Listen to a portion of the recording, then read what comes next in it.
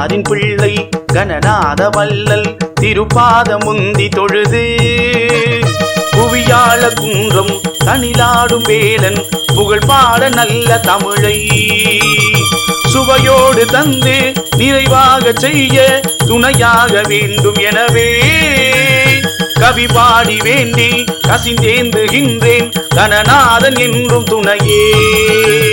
கல்லாத பேர்க்கும் கவி பாடும் ஆற்றல் கடல் போல தந்து விடுவான். வெல்லாத கோளை வெகு வீரனாக விதி மாற்றி வைத்து விடுவான். நில்லாத செல்வம் நிலையாக இல்லில் நிதம் கூட செய்து விடுவான். செல்வாக்கும் வீடும் சீரோடு ஈவான் சிறுவாபுரி குமரனே.